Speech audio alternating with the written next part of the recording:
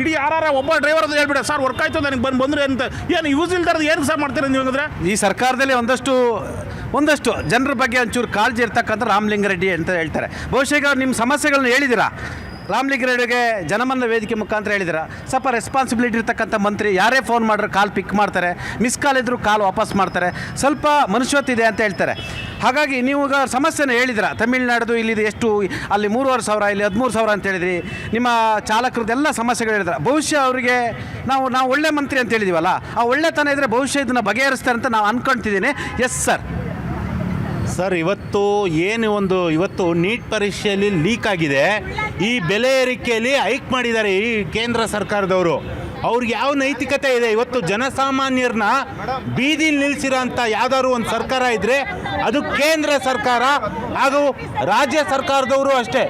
ಸಾಧನಾ ಸಮಾವೇಶ ಅಂತ ಮಾಡ್ತಾ ಇದ್ದಾರೆ ಸ್ವಾಮಿ. ಇಲ್ಲಿ ಜನರಿಗೆ ಹೊಟ್ಟೆಗೆ ಇಟ್ಟಿಲ್ಲ ಸ್ವಾಮಿ. ನಿಮ್ಮ ಸಮಾವೇಶ ಇದೆಲ್ಲ ಆಮೇಲೆ ಮಾಡ್ಕೊಳ್ಳಿ. ಜನರ ಕಷ್ಟಕ್ಕೆ ದಯವಿಟ್ಟು ನೇರವಾಗಿ ನೀವು ನೆರೆ ಆಗಬೇಕು.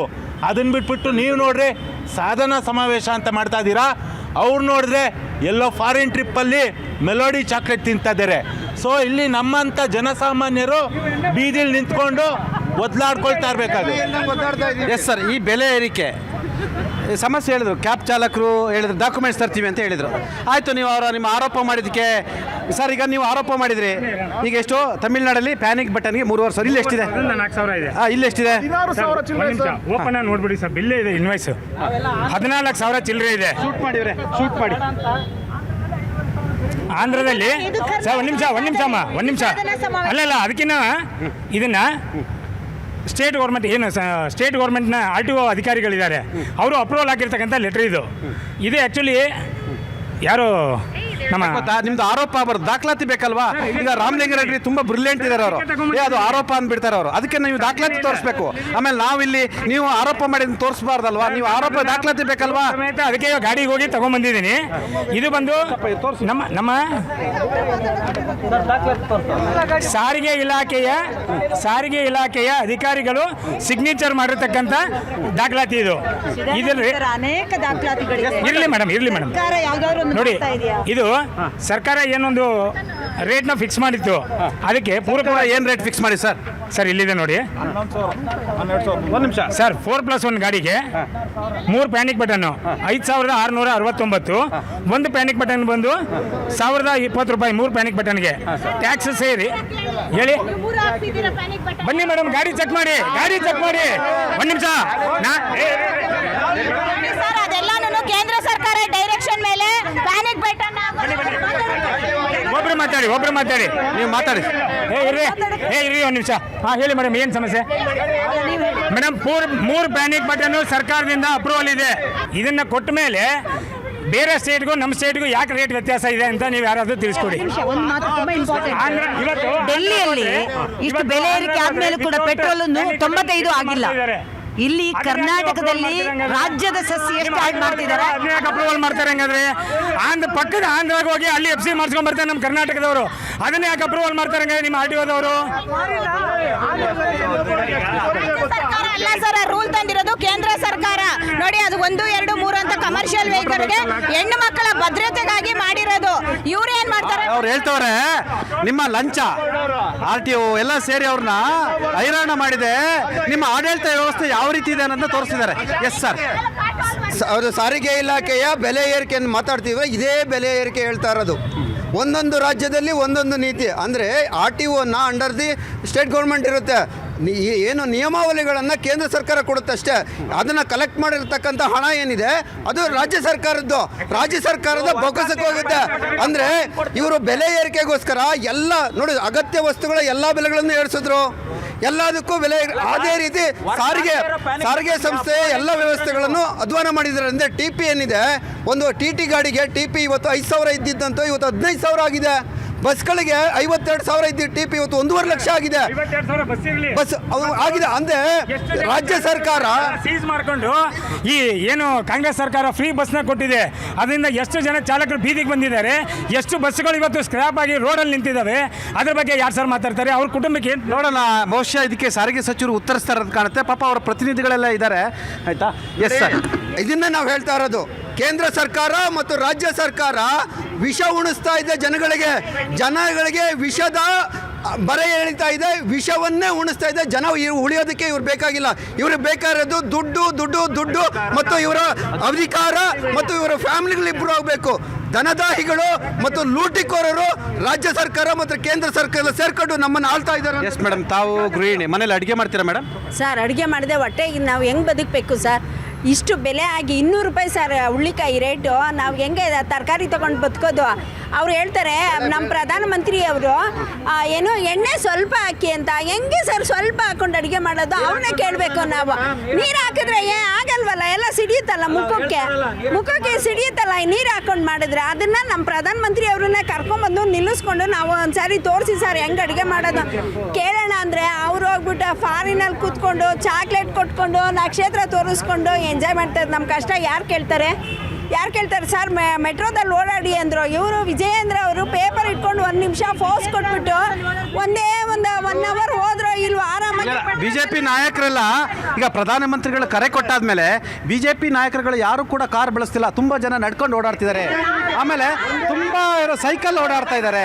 ಆಮೇಲೆ ಕೆಲವರು ಮನೆ ಬಿಟ್ಟೇ ಹೋಗ್ತಾ ಇಲ್ಲ. ಅಂದರೆ ಅಷ್ಟು ಉಳಿತಾಯ ಮಾಡ್ತಾರೆ. ಎಸ್ ಮೇಡಮ್, ಬರೀ ಫೋಟೋಗಳಿಗಾಗಿ ವಿಡಿಯೋಗಳಿಗಾಗಿ ಮಾತ್ರ ಸೀಮಿತ ಆಗಿದೆ ಸರ್ ಇದೆಲ್ಲ. ವಿಜೇಂದ್ರನವರು ಒಂದೇ ಒಂದಿನ ಪಬ್ಲಿಕ್ ಸರ್ವಿಸ್ ಅಲ್ಲಿ ಓಡಾಡಿದ್ರು ಸರ್. ಅದಾದ್ಮೇಲೆ ಏನ್ ಮಾಡಿದ್ರು, ಅಲ್ಲಿಂದ ಮೆಟ್ರೋ ಇಂದ ಮನೆಗೆ ಹೋದ್ರು. ಯಾವ ಬಸ್ಸಲ್ಲಿ ಹೋದ್ರ ಸರ್ ಅವ್ರು? BMTC ಬಸ್ಸಲ್ಲಿ ಏನಾದ್ರು ಇಲ್ಲ ಅಲ್ವಾ ಸರ್? ಅವ್ರದ್ದೇ ಒಂದೇನು ಐಷಾರಾಮಿ ಕಾರ್ಗಳಿದೆ, ಅವ್ರದ್ದೇನು ಐಷಾರಾಮಿ ಜೀವನ ಇದೆ, ಅದು ಯಾರ್ದು ಬದಲಾಗಿಲ್ಲ ಸರ್. ಇಲ್ಲಿ ಬೆಲೆ ಏರಿಕೆಯಿಂದ ಬದಲಾಗುತ್ತಿರೋ ಜೀವನ ಏನಂದ್ರೆ ಬಡ ಜನರು ಸರ್. ನಮ್ಮಂತ ನಿಮ್ಮಂತರೋ ಜನಜೀವನ ವ್ಯಸ್ತ ಆಗ್ತಿದೆ ಅಷ್ಟೇನೆ ಸರ್. ವಿಜೇಂದ್ರ ಅವರಿಗೆ ತುಂಬ ಜವಾಬ್ದಾರಿ ಇದೆ. ಅವರ ತಂದೆಯ ಅಭಿಮಾನೋತ್ಸವನ ಕನ್ನಡದಲ್ಲಿ ಮಾತಾಡಿದ್ಬಿಟ್ಟು ಹಿಂದಿಯಲ್ಲಿ ಮಾತಾಡೋಕೆ ಶುರು ಮಾಡಿದರು. Yes sir.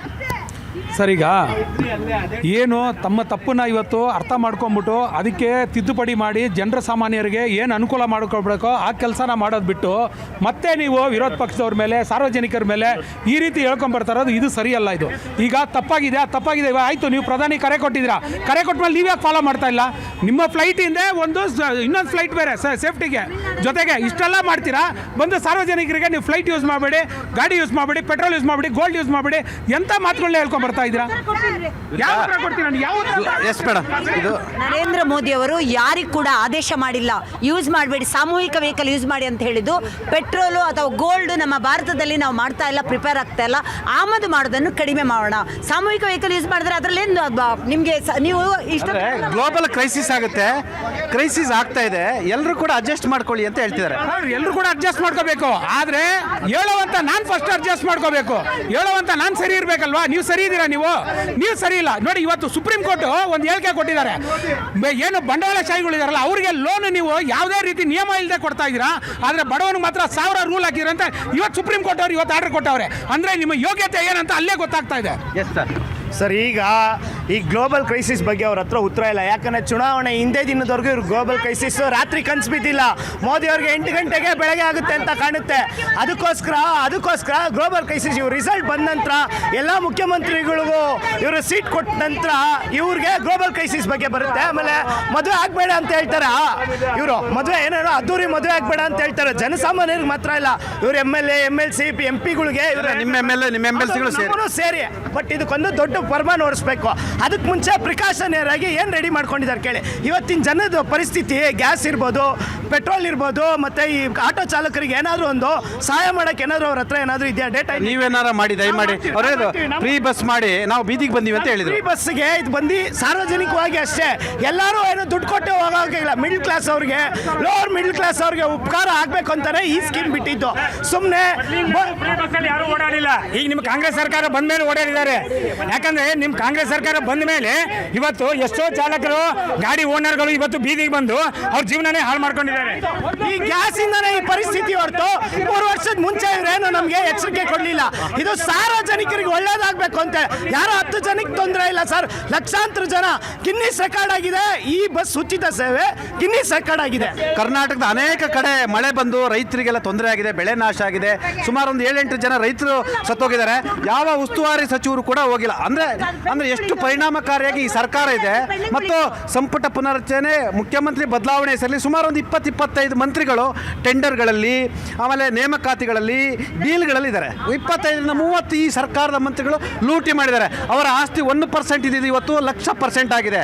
ಆಯಿತಾ? ಅವರು ನಮ್ಮ ಥರ ಏನು ಕೂಲಿ ಮಾಡಿಲ್ಲ, ಇವತ್ತು ಸಾವಿರಾರು ಕೋಟಿಗೆ ಬೆಲೆ ಬೀಳ್ತಾರೆ. ಬಿಕಾಸ್ ಆಫ್ ಲೂಟಿ ಮಾಡ್ತಾರೆ. ನಾಟ್ ಓನ್ಲಿ ಕರ್ನಾಟಕ ಗೌರ್ಮೆಂಟ್, ಈ ದೇಶದ ಬಹುತೇಕ ಎಲ್ಲ ಮಂತ್ರಿಗಳು ಕೂಡ ಲೂಟಿಯನ್ನು ಮಾಡ್ತಿದ್ದಾರೆ. S sir. ಸರ್, ಯಾರು ಲೂಟಿ ಮಾಡ್ತಾ ಇಲ್ಲ ರೀ, ಸುಮ್ಮನೆ ಗೊತ್ತು ನಿಮ್ಮ ಹಣೆ ಬರ ಗೊತ್ತು. ನೀವು ಆರೋಪ ಮಾಡಾದ್ಮೇಲೆ ದಾಖಲಾತಿ ಕೊಡಬೇಕು. ಆಯ್ತು, ನೀವು ಹೇಳ್ತಾ ಇದ್ರಲ್ವಾ ಲೂಟಿ ಮಾಡ್ತಾ ಇದೀರಿ ಅಂತ. ಪಂಚ ಗ್ಯಾರಂಟಿಗಳನ್ನ ಕೊಟ್ಟು 1,34,00,000 ಕೋಟಿ ನಾವು ಬಡವರಿಗೋಸ್ಕರ ಕೊಡ್ತಾ ಇರೋದು. ಇವತ್ತವರೆಗೂ ಬಿಜೆಪಿಯವರು ಬೊಬ್ಬೆ ಹೊಡಿತಾ ಇದಾರಲ್ಲ, ನಾವು ಅಕ್ರಮ ಮಾಡ್ತಾ ಇದೀವಿ ಅಂತ. ಇವತ್ತವರೆಗೂ ಒಂದೇ ಒಂದು ದಾಖಲಾತಿ ಕೊಟ್ಟು ಸಾಬೀತು ಮಾಡಕ್ ಆಗಿಲ್ಲ ಅವ್ರಿಗೆ. ನಮ್ಮ ಪಂಚ ಗ್ಯಾರಂಟಿಗಳ ಬಗ್ಗೆ ಮಾತಾಡೋಕೆ ನೈತಿಕತೆ ಇಲ್ಲ. ಇವಾಗ ಕ್ಯಾಬ್ ಚಾಲಕರು ಒಂದು ಹೇಳ್ತಾ ಇದ್ರು ಸರ್, ನಾನು ಈಗ ರಾಮಲಿಂಗಾರೆಡ್ಡಿ ಸಾಹೇಬ್ರ ಆಫೀಸಿಂದಾನೇ ನಾನು ಡಾಕ್ಯುಮೆಂಟ್ ತಗೊಂಡಿದ್ದೀನಿ. ಒಂದು ಈ ಪ್ಯಾನಿಕ್ ಬಟನ್ ಕಿಟ್ ಕಾಸ್ಟ್ ಬಂದು 5,424 ರೂಪಾಯಿ. ಇದು ಫಿಕ್ಸ್ ಮಾಡಿರೋದು ಕೇಂದ್ರ ಸರ್ಕಾರ. ಒಂದು ನಿಮಿಷ ಇರಿ, ಕೇಳಿಸ್ಕೊಳ್ರಿ, ನಾ ಮಾತಾಡೋದು ಕೇಳಿಸ್ಕೊಳ್ಳಿ ಒಂದು ನಿಮಿಷ. ಸರಿ ನೋಡಿ, ನಾನೇ ತೋರಿಸ್ತೀನಿ ನೋಡಿ, ಇದು ಫಾರ್ವರ್ಡ್ ಆಗಿರೋ ಮೆಸೇಜು. 5,424 ರೂಪಾಯಿ ಪ್ಯಾನಿಕ್ ಬಟನ್ ಕಿಟ್ಟು. ಅದಕ್ಕೆ ಪ್ಯಾನಿಕ್ ಬಟನ್ ಎಕ್ಸ್ಟ್ರಾ ಹಾಕ್ಬೇಕಾಗಿ